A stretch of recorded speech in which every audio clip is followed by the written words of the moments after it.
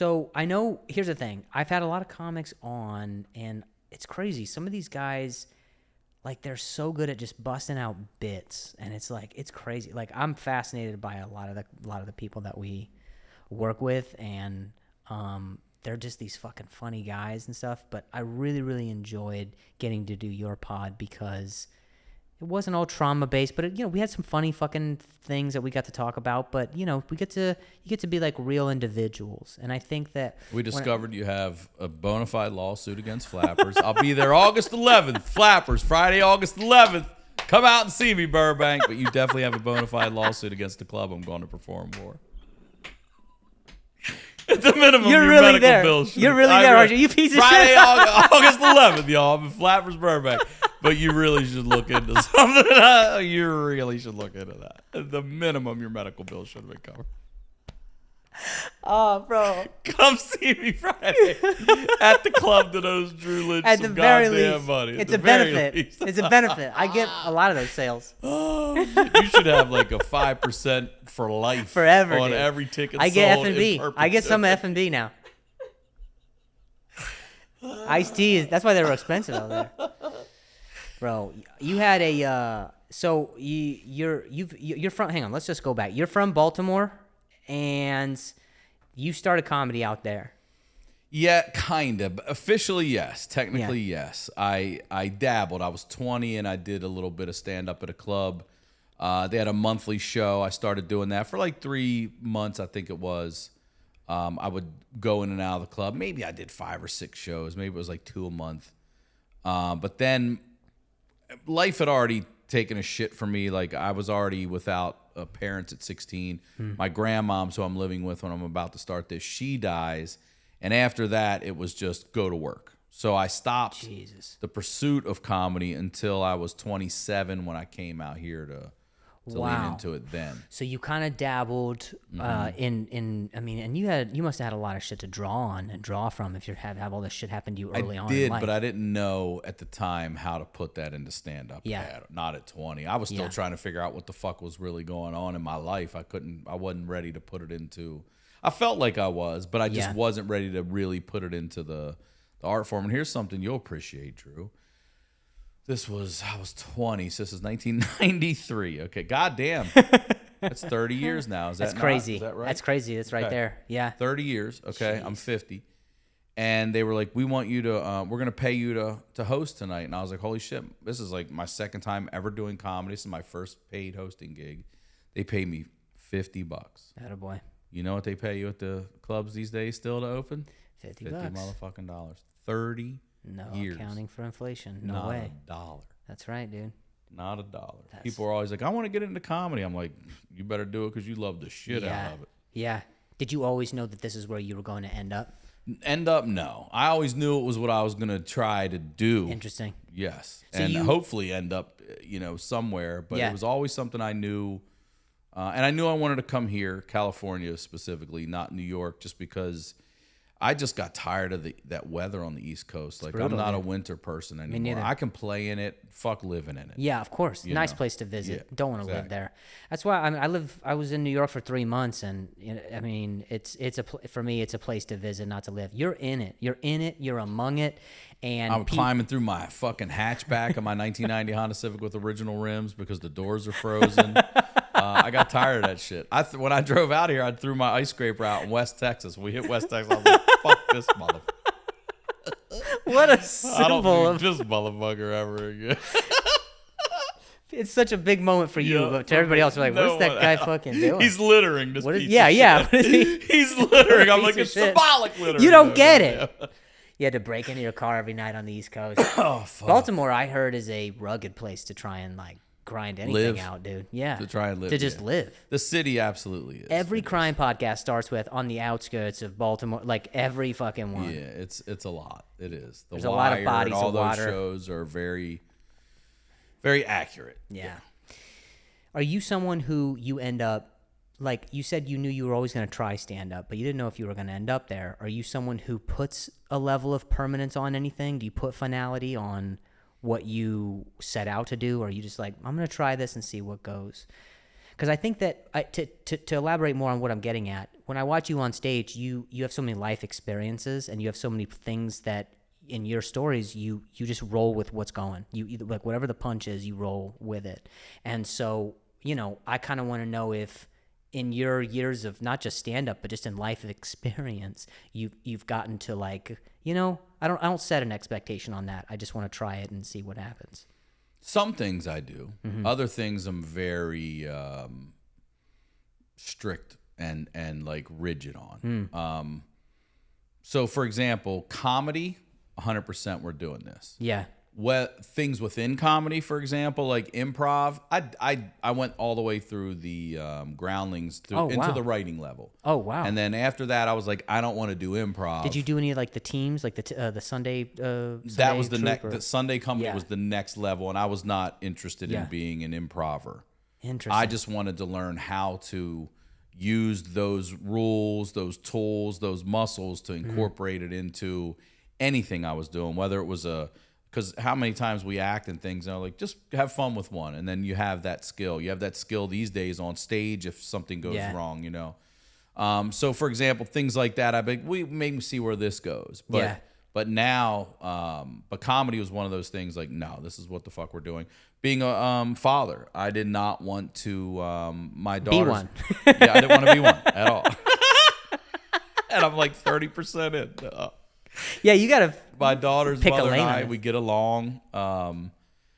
We're 50-50 on custody. So I build my tour around the weekends. I don't have my daughter. So I'm home for 2. I'm gone for 2. Good for you. And also, it's a good pace. I don't feel like these days, everything with the health and shit, I don't need to be out there cranking every weekend right now. No. So I build that. And that's one of the things I was like dead set on was, okay, we're going to fucking build our own business and our own schedule. Yeah. So that I can go pick you up at camp at 3:30 in the summer or 5:30, whatever that schedule is. I'm going to build my life and career around that. And I know I can fucking do it. Yeah. And I always had, I'm sure you did too, coming up in comedy, like, oh, you met all these people like, I've done comedy. You're never going to this. It's all hard. And I just have always had this thing in me like, I'm not you. You know what I mean? Like, you're not me and I'm not you. And I know. Yeah. I know. Yeah. I know what I'm supposed to be doing. I don't always know how to do that. I know what the fuck I'm supposed to be doing. Yeah. I started to do this thing with stand-up where a few years ago I started to realize that, you know, when you can pick your schedule, when we were kids, we would have summers off. And so summertime is also at a time where no one's occupying the clubs, really. They want to be out on the lake. They want to be doing their thing. And so I was just like, I'm just going to take summer off. Like when you were a kid. And the amount of nostalgia that comes back from just like, I'm out on the fucking pickleball court every day. I'm swimming. It's just like, I know we talk about it like, it's good to be a person as a comic so you can get other early experiences and shit to talk about. That's fine. But that full reset of just connecting again with what we used to do as kids, I think I'm actually, you know, I grind hard from fall to spring, but all of summer it's just off, reconnecting with that. I think that's special that you get to do that for your daughter too. Flappers, August 11th. I'll see y'all Friday night out there in Burbank. Y'all get your tickets at Ryan Sickler. Bro, when you just had a special drop, Lefty Son. It was so funny. Your fucking story about tattoo when you locked in on that, because I've been to that Six Flags many times. You've been on it's that roller so good. coaster? I've been on that roller Fuck, coaster, dude. bro. And you talking about tripping over an edible with your cousin on tattoo. About had me dead. I've never been on a roller coaster. To this day, it goes backwards up the hill. You're like, what the fuck's going on here? And then it tips you, and you're like, oh Well, my God. when the thing sets, you're staring at the ground. Yeah, you're like, so, Nah, dude, never. I had no idea. They should give you a video when you walk up to show you what's POV video. Like, I'm like, never mind. Fuck this. I'll watch. You know, they should absolutely have a POV video at all these rides. There's no reason they can't. They can put a GoPro right on the front of everything these days. They should have one. They should have a single little seat that assimilates it next to the ride. They go, this is what it's gonna be. You're gonna wait here for an hour. This is what it's gonna be like. Yeah. How long for you to get rid of that material? Last time when we were talking, I know you had said you'd been working on it and shooting it, trying to figure out when you were gonna release it. How long was it for you to, you know, do all that material? I mean, I had maybe 35, 40 that I really liked right before the pandemic hit. Yeah.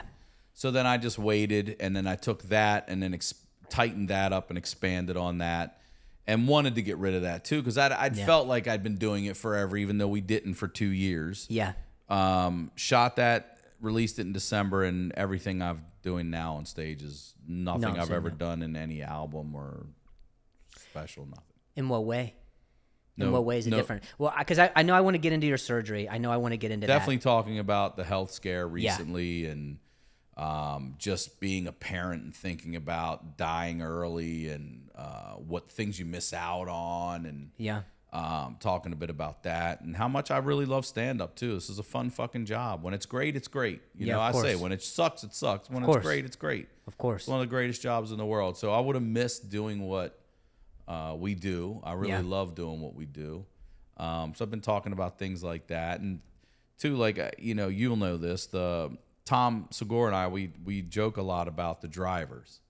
The drivers that we get are some of the wildest fucking characters in all of comedy. Like when you put all the characters, the agents, the booking managers, the fucking ride to the hotel. Sometimes these guys are the wild. And I had a crazy one that I've been talking about too. He was a bank robber. He was a fucking federal bank robber. You have to stop taking Ubers, right? Yeah. This wasn't an Uber. That's what I'm saying. Yeah. Oh, shit. I'm saying when they say don't take an Uber, we got a ride, it's that guy is the problem. I want to keep taking Ubers. It's like Crazy Wheels, but it's misspelled. Yeah, it's always He's like, nah, this is my own personal car. I'm like, I can tell by the bumper sticker on the side. Saxy Taxi or something, and you're like, oh, fucking, you painted this yourself with your kids. 100%. Stenciled it all. Like, oh, man, how long is this ride going to be? Yeah, one of the wheels is a spare. It's always a guy. Yep, it's never a lady. So yeah, I like that. Talking about just, I asked the audience too. I've been asking a lot of people if they've ever been near death or dead, and some people laugh, and I go, "You laugh," but I've talked to people who've died. This lady raises her hand. She fucking died. She died for 11 minutes. The next show, a lady died for three times on the table. And I was like, well, fuck that lady that died once. Yeah. Kind of pussy ass shit you bringing into this fucking building. So it's also crazy. Yeah. And then while I'm talking, this was in Tacoma. This is only my second stop of the Live and Alive tour. I don't know which one Burbank is, but it's Friday, August 11th. Flappers. I'm talking about the blood clots I had and how they almost killed me on stage, and I hear a lady down front, and she goes, 911. And my first thought is, all right, this lady's probably had too much to drink. I'm talking about medical shit. She's just drunk yelling 911. But then she says it again in a way that's undeniable. And I look at the lady across from her at the table, and I find out it's her sister later. She's having a full-on seizure. She collapses onto the fucking floor. She yells, so I yell, call 911. Wow. This is the late show Saturday. So the staff's been hearing me talk about medical shit. So it doesn't even register with them either. Yeah. That I may be sent. And then I'm like, I'm fucking serious. Call 911. Is there a doctor in the house? This lady comes up. She's an RN. She starts helping us. Her sister looks at me and goes, she has blood clots right now. And I'm like, get the fuck out of here. The thing I'm talking about on stage might kill this lady right now. And then I'm like, Jesus Christ, can that happen to me? And she's laying there lifeless. Now, for all the assholes with their vaccine comments, just so you know, the lady lived. She's fine. I told her she's going to do the Patreon, which is the honeydew with y'all. Subscribe. And she has a blood clotting disorder, and they had just changed her meds like that day or the day before, and it fucked with her. Yeah. And so, but she laid so long, Drew, like motionless, that I'm not kidding you. It was at least 3-4 minutes, and I thought she was dead. Everyone thought she was dead. Some people freaked out, left. We moved the crowd over, made a whole area to come in. The RN comes up. She's helping out. Lady finally starts drinking water. She sits up. I'm like, okay. And she's crying. She's like, I'm so sorry. I'm like, don't you dare be. What are you talking about? Her name was Olivia. What's up, Olivia? And I sat down next to her, and I was like, I bet you didn't think our meet and greet was going to be like this. She's like, I'm so sorry. I'm like, don't be. Yeah. I asked the crowd. I was like, are you cool with it if when you leave, we finish the show? She's like, yep. I told the crowd they can stay if they want. They take her out, and then we finished the show, and it ended up going awesome. And then it turns out that the RN who comes up, she died. She was one of the people that had died before, too. And I was like, you fucking died? You just came up and saved this lady. Like, you canceled it out. Wow. Crazy Good for her. shit. Starts to repay. Crazy shit. Pay it back. I do want to get into some details, and I know that you've talked about it quite a bit, but it was scary for a number of reasons. Just because I was with you. I saw you before you went to go get your surgery. Yeah. You were talking about this pain that was in your leg and from sciatica, and I want you to walk me through the timeline for what happened and when it was happening, because since I saw you, I went and was on the road for a bit and then came back, and I saw you. I saw things on Instagram. I saw, some of the updates. I saw you in person. You're telling me what happened. It freaked me out, man. I mean, and not like I'm taking any power away from literally your experience, but genuinely to just feel like you meet someone, you get to know them, you connect with them. They have this thing that's going to be, it's like that old age story of just like, this is so insignificant. This is a run of the mill. They'll fix this fucking thing up. Every day, do them all day long. And then, so just please walk me through it for what happened.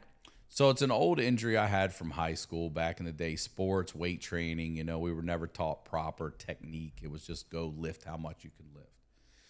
And over the years, the injury just got worse and worse. For years, I couldn't feel my left leg. I would always sit back on my right on stage on my hip, and takes away from your quality of life. For real. When you're just, especially when you want to go play with your kids and shit, Yeah. And so the surgeon told me, I don't want to work on you. It's surgery, so I don't want to work on you until your quality of life is affected. And I'll tell the story as I was headlining the Troubadour last year.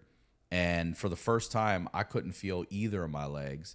And I sat on a stool. I've never sat on a stool in 20-some years of doing comedy. I had to. Yeah. So I do that, and I tell him, and we're going to go in for the surgery. And I'm told it's a 3-hour outpatient procedure. That's it. Wow. Boom, boom, boom. And then the therapy for this is getting up and moving around and walking and rehabbing. Blood flow is what you need to do to rehab. Yeah.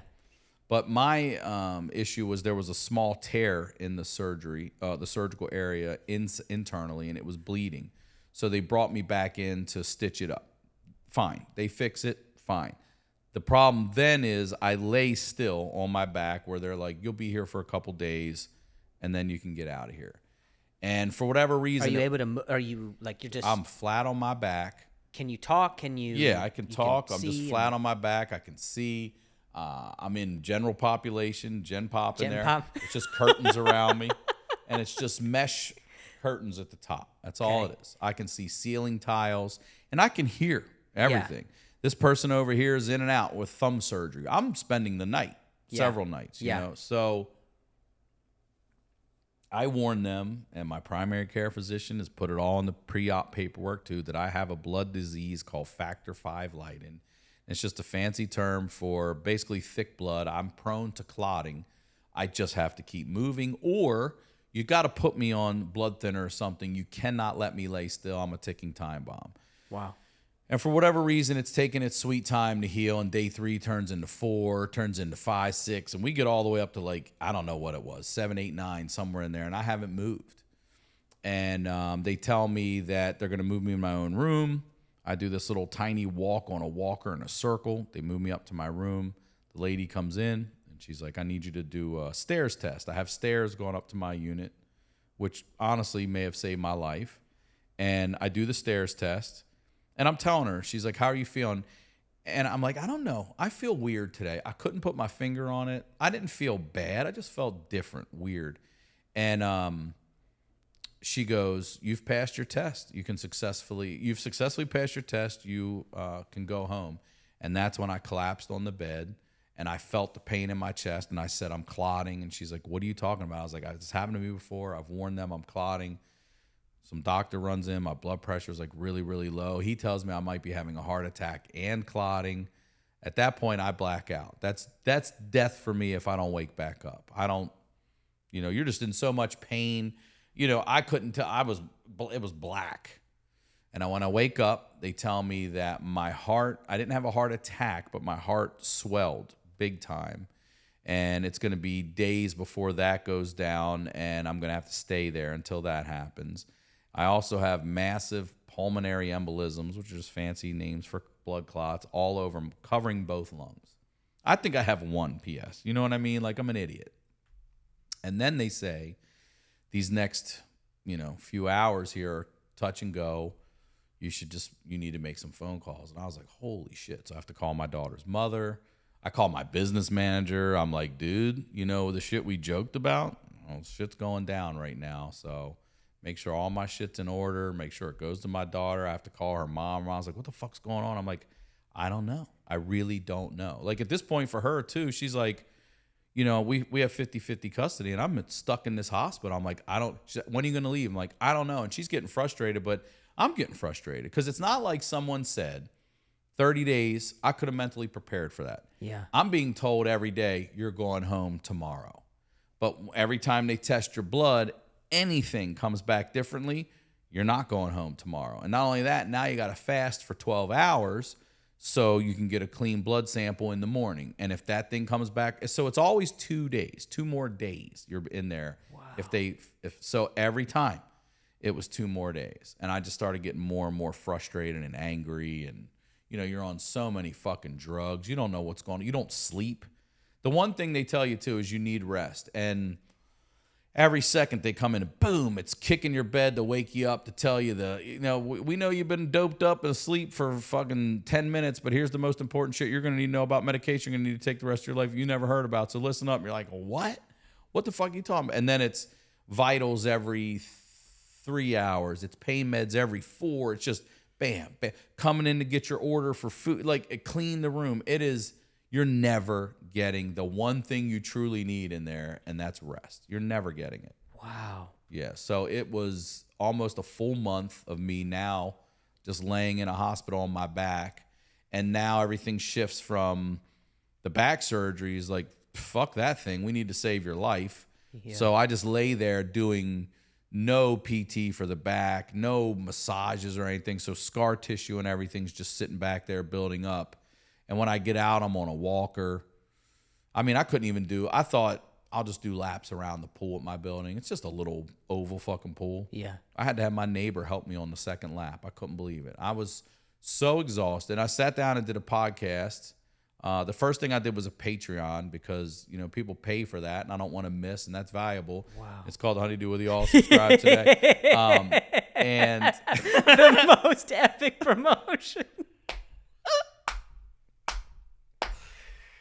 And for some reason, I knew I didn't want to record in January. I thought I'd just be doing my regular, PT and getting back to health, and I just wanted to do that. So we pre-recorded enough to get through January, which happened to be enough to not miss. To this day, I've been recording podcasts for maybe 12 or 13 years, and I've never missed a fucking week. It's incredible. Not one fucking time.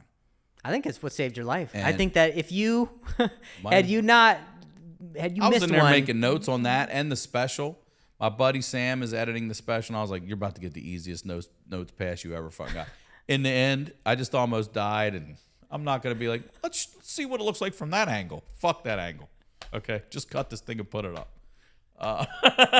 So if I'm dead, it'll get views. It'll get views. Yeah, who cares? Get more views. Get more views. It will. So yeah, I get out and I'm just sitting at a table and I can't understand why I'm in so much pain and I'm so tired. And I realize I haven't held my own fucking head up on my neck in a month. And my neck for weeks killed me just to hold my own head. And then my shoulders, I'm not big at all, but I'm broad shouldered for my size. And just the weight of my own shoulders pulling down on my neck and shit. I couldn't sit at a table for more than 45 or 50 minutes. So now when I go on the road, I do meet and greets, and people have asked me why. And it's just because I want to meet every single person. I always have. I just can't stand for an hour on stage and then walk outside and stand for another hour and meet everybody. I just can't physically right now do that. Yeah. I can't do that. And it's also not worth me fucking up my health for, the next show also, or just me and any of them in general. So I have to just be careful with what I do. And I'm out. I'm moving around. Thank God. I'm just starting to fuck with we're almost done July already. And I'm just messing with 45 pounds now. Good. I'm behind, but I'm getting there finally, starting to really get there. What is it that you're doing for meet and greets then? Are you, if you're not standing, or are you? I do, but less people buy the meet and greet, I see and I what don't you're have saying. to stand there and meet every single person that wants to come up. And it's no disrespect to them. Of course. You can get tickets at ryansickler.com. There will be a meet and greet at Flappers. Actually, there won't be. It's a local show. All right, and the reason I'm not doing it is because they owe this guy a lot of money. All right, they're gonna cancel my show. If they do, I'm letting you know for sure. You might want to hold this till the 12th, or I don't care. He should have done something for you, bro. It's one of the things I think about when I go to bed at night. Like, how could they not give him a T-shirt or something? Something, you know, free chicken tenders for life, bro. How could you not? How could you not? Oh shit! Anytime you're in the area, stop in. It's all on nothing. A gas Goddamn. card? Give me something. Something, dude. Oh shit! I mean, what's the, if you could say that you remember your time on the table while you were in the hospital? You said you kept getting frustrated. I mean, is that what you most felt? Like, did you ever feel like this, oh shit, this is the end, or this? I mean, did you ever, or were you just like, I'm just taking it day by day? It was day by day, and that's the way they would tell you. They come in and they would so you get your update in the morning, and they're like, hey, things haven't improved, or they're steady, or hey, we saw something we like in this. And then it's like, okay, things are working the way they should, but just so you know. Again, another thing they could have done is suck the clots out of my lung, but they would have had to put a thing in my groin and all this shit. And also, again, with the blood disease, that there's that factor that can make me a vegetable. So I'm like, well, we're not doing that. Yeah. They're like, we're just going to treat you like we have people for the last 60 years. I'm like, great. So it's an IV blood thinner into the belly shots until you can then orally take the medication and go home. So I'm on blood thinners twice a day for the rest of my life. Wow. But no, I never, I did think about you don't get to really think about it because they're coming in nonstop. It's those late nights. Yeah. When you really need to fucking sleep and you can't, because then you're like, am I going to fucking die? Am I not going to get to see my daughter grow up? Am I not going to, I got this special coming out. Are you serious? This is the end of, and then you get the dark thoughts, Drew, where you're like, man, my fucking uncle's a piece of shit. He's going to live. I'm going to fucking die. You know what I mean? You start getting there like, that motherfucker should die before I die. You get there on those drugs, It takes you on some trips, dude. So I started getting mad also because I made a rule. Stop telling me I'm going home tomorrow. Don't fucking say it anymore. I get excited. I call FaceTime my daughter, call her. I'm coming home tomorrow. And then it's 2 more fucking days. And so that's when you start to get like, okay, hold on here. This was not I had a surgeon tell me, and this is the truth. This wasn't because of my lifestyle. It wasn't because I wasn't eating properly or overdoing it or not exercise. This was a fuck up. Yeah. This was a fuck up that should never have happened, and now I'm being set back. And where I'm at now too is frustrating because I don't feel like, we talked about it. I created my own schedule. My schedule now is based around physical therapy 3 times a week. I have to go to these massages twice a week. And I know that sounds nice, but they're not nice. Yeah. These are fucking aggressive, painful massages. And insurance won't let me go. Even the happy endings are just brutal, dude. We should see my dick. It's all scabbed up. So when it gets small and then when it stretches, the scabs rip. Oh, fuck. Remind me of the old days, bro. No, don't jerk off with soap.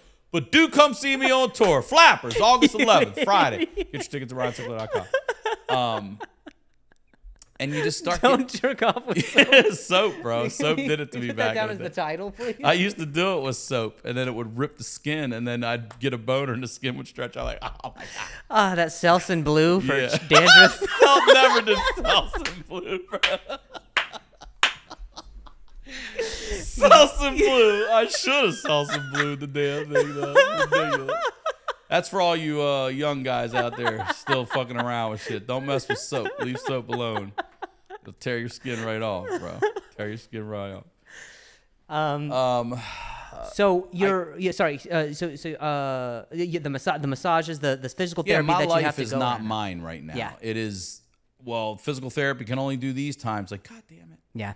I want to work out when I want to work out. I want to do this when I want to do this. Yeah. And right now, my whole year has been around there. And then you have these fucking insurance bullshit where I can't go get physical therapy and one of these massages on the same day because a massage is literally physical therapy. Yeah. So they won't cover it. Of course. So now I've got to try to go 5 days a week of this, doing these things, juggling, taking my daughter to school or camp, picking her up, doing our podcast, doing the Patreon, honeydew with y'all, going on tour, all those fucking things. And I just feel like this thing is what's, I'm weaving around all this shit. And it's just super frustrating. And I didn't get to work for the first 6 months outside of podcasting. I mean, I'm just now like, I'm still not supposed to really even be lifting my fucking overhead luggage up and shit. But what are you going to do? You got to live. You got to do it. You got to live. Do you feel a sense, and this might even be too early to even ask something like this, but do you feel a sense of like gratitude for life, or do you have a second wind or a second appreciation of what life is? Or, I get to call my daughter, I get to call my piece of shit uncle. Doubt. Like, yeah. Yep. That last 90 days, I just moved to a new studio. I'm moving to a new home, starting a new podcast, started a new tour. There's so many new beginnings that are happening in the last 90 days. And a lot of that is definitely focused and driven. But the other part of it is this shift of no fucking more. No more living like this or doing it like this. Like, life is short. Some bullshit like this could take you out. I'm going to do it the rest of the way like I want to do it, no matter what. So it's given me the appreciation of like, look, you've busted your ass to get to a point. You've got the means. Yeah. Let's go fucking level up. So can I ask specifics? In what way is that shift different now? Like, what's like a specific thing where you're like, you know what? No more of this. I'm like this. And it doesn't even have to be like a monetary thing, but like where you're just like, for my own even mental well-being.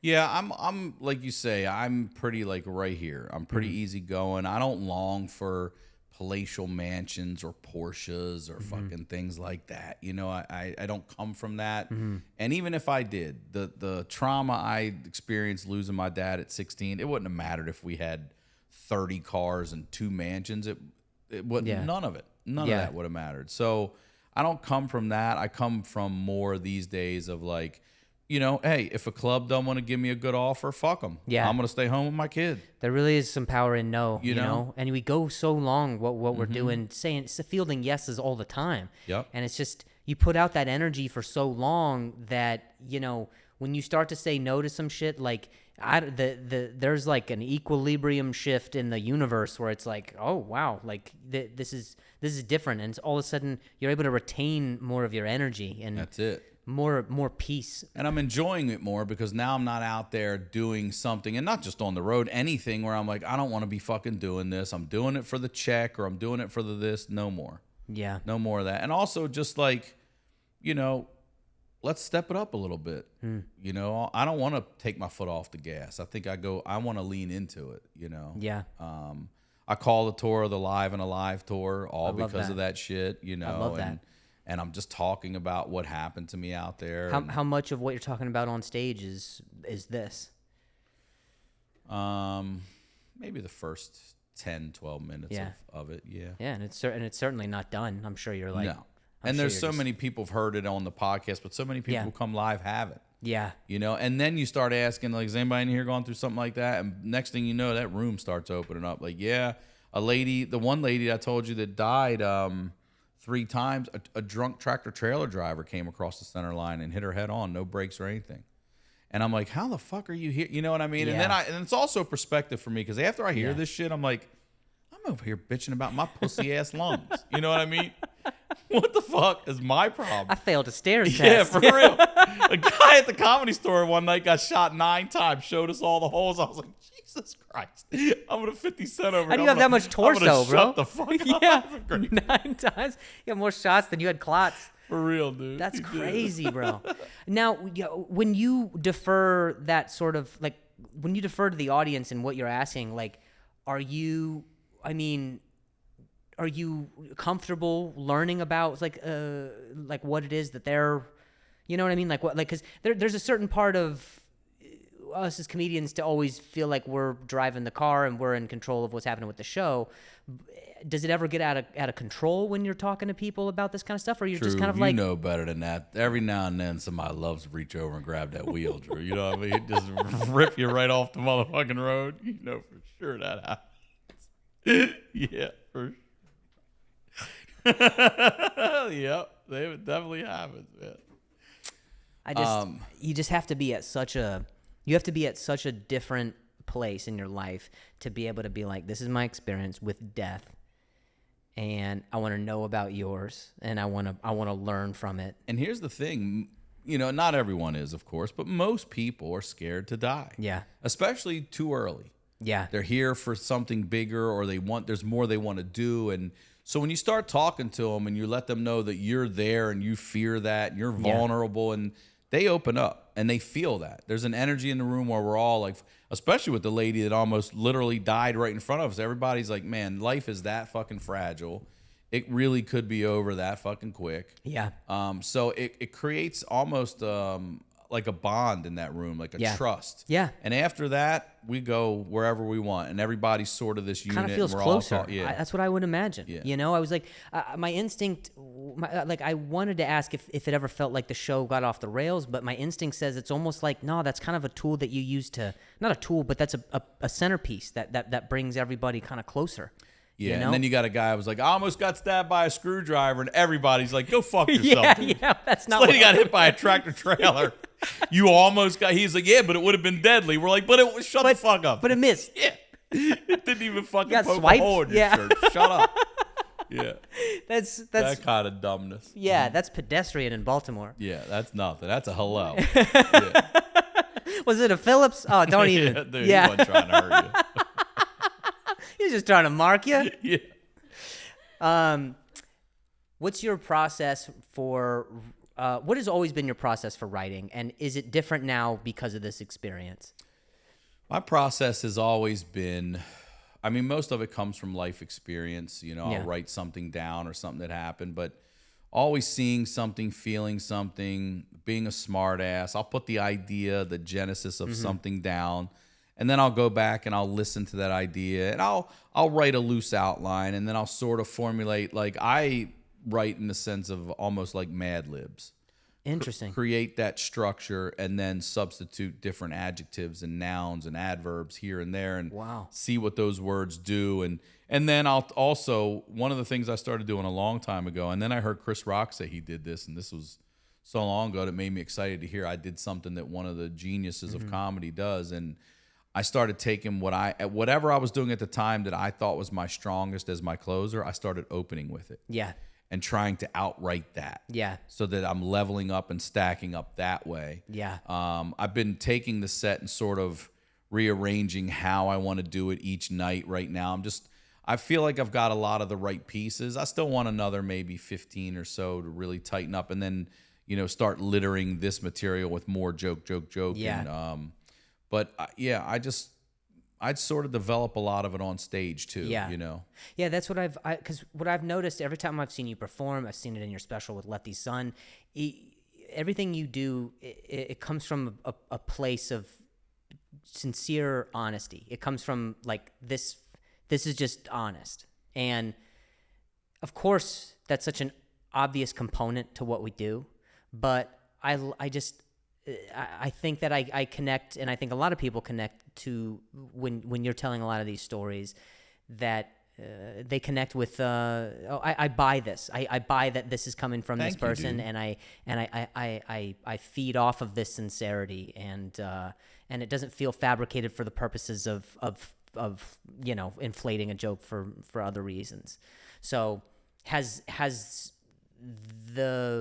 this surgery, I mean, first of all, did you get the back thing, is that ever fixed, or is it almost I'm still in a lot of pain. Yeah. I've got new numbness now in my right shoulder blade, neck, shoulder, and down in my arm, so they're sending me for 2 MRIs next week. Jesus, dude. I have a long year ahead of me. We're only halfway done. We got to get AI to rebuild you, dude. Yeah, you and I need a lawsuit against flappers. I'm gonna sue him too. Sickler and Sons. I'm we suing get him for the trauma of hearing that story and thinking about it all the time. Your Honor, this is my lawyer. He's representing me, but he's more upset than I am. He's got a show at Flappers. I am Tell the upset jury. about it. I can't wait to see him. Friday, August 11th. Flappers. RyanSickler.com. Get your tickets. Well, I want to say something sincerely, and it's that that's a fucking scary thing, man. And I think, like, you know, you're telling me this at the green room of the Comedy Store, and, you know, I had seen some stuff where I was like, this is bad, but you're telling me how, you know, you telling me the details of how bad it was. It was bad. I mean, it's just, it's 4 crazy. surgeons were like, you shouldn't have lived today. There's no reason you should survive today. And I say, if I'd have passed that stupid ass stairs test yesterday, I'd be home today. And I said, I would have definitely called 911 for this. And they're like, you would have never made it. Wow. EMTs are just enough to get you comfortable and vitals to get you there to figure out what's going on. They're like, you would never. They instantly took care of me because I was in the facility for this thing. Yeah. And that's the only reason I'm here. Best place to die, honestly. Yeah. Best place to die and live. I used to and live. That's right. But I used to have such. I don't as much anymore.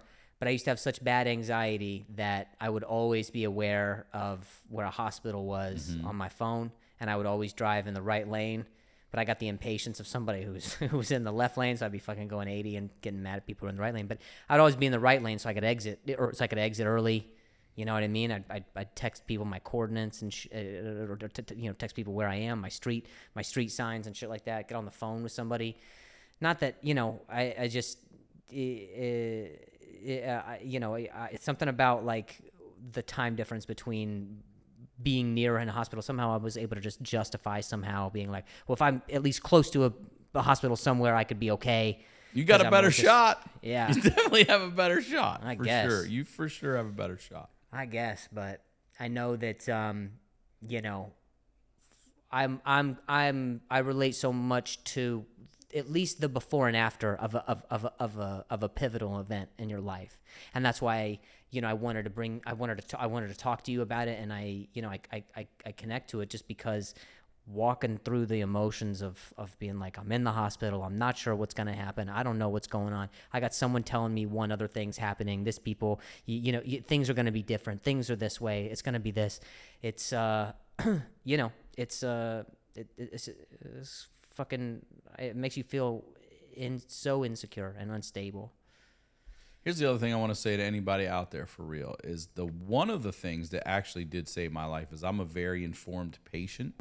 As they kept telling me, I know my situation, and you don't see the same nurse anymore. It's not like, hey, Nurse Joe or Nurse Nancy's going to be here all week.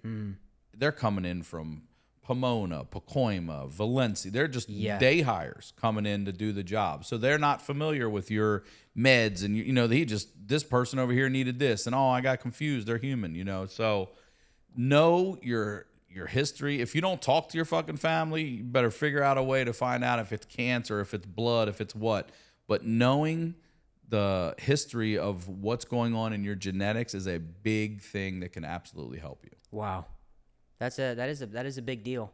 I mean, because you had the blood, the thicker blood. You've had that your whole life, and that's in your family. No, I didn't find out till I was 42. 8 years ago, I clotted and almost died. And then they did these tests for 6 months where they thought I had leukemia, lymphoma. Like, we went through all this shit, and it turns out that it's this.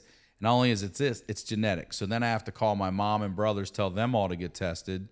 Because if they have it, their kids need to get but that's a luckily bummer. for them, none of them have it. Oh, I'm the only asshole my dad jeez. gave it to. So I have a daughter who's 8 now, and when she's older, she'll have to be tested because if she has this, things like bed rest for pregnancy could kill her because she's laying still if they don't know she has it. Birth control is prone to making women clot, so she really shouldn't be on birth control if she has this. So there's so many things and factors that could fuck you up for life if you just don't know your own genetics. Yeah, wow, that is a good piece of advice, I would say. Man, it would really suck to get those phone calls from you. like fucking Uncle Ryan's calling. He already called me, but he's about to. Don't pick that up. He's calling you to let him know he's got some shit, and you probably have it too. No, I'm good, but yeah. Gotta get tested now. Goddamn, it goes all the way back. Yep. Who have you seen in your family since then? Has anybody come out here to see you? Have you gone back to see them? My mom came out. No, I haven't. My mom came out, and there's a couple buddies from high school that I know that live out here in different, one's in real estate, one's in medical stuff, and they live in Southern California. Coincidentally, they came up to see me. But no, nobody back from back home. Jesus. It's all right. I hate your family, dude. They hate me, apparently. I'm just kidding. My younger brother has 3 kids. My other brother's got 2 kids. They're not going anywhere. Yeah, I get that. All right? Yeah, all right. That's it. You good? I'm good. All right. Heard some shit went down. You all right? Yeah, I'm all right. Almost died. Yeah, all right. I got to go. You're from that part of the country when you go back to your call log and all your phone calls are 30 seconds, Yep. 20 seconds. You good? We could have texted this. Yeah. Are you calling me? Yeah. Well, I'm glad that you were able to, dude. I'm thankful that you were able to make it out to the other side, and I've gotten to know you better in the past few months, but just the timing at which all of it happened was just, I mean, I was scared for you, man, and thank you, man. I'm sure other comics feel that way. I know other comics feel that way, and it's just a good reminder that life's precious, and you just never fucking know. You just never fucking know. Never know. But I'm glad that you were able to come on and do the potty pod, and go check out fucking Ryan Sickler at where? At fucking Flappers. I'll be at Flappers Friday, August 11th, but I'm going all over the place. So go get your tickets at ryansickler.com. Follow me on social media at Ryan Sickler, and check me out on the Honeydew podcast and the Honeydew with y'all. Love it. Thanks, buddy. Thank you, bud. Have you ever had a dream that you had to do so much you could do anything?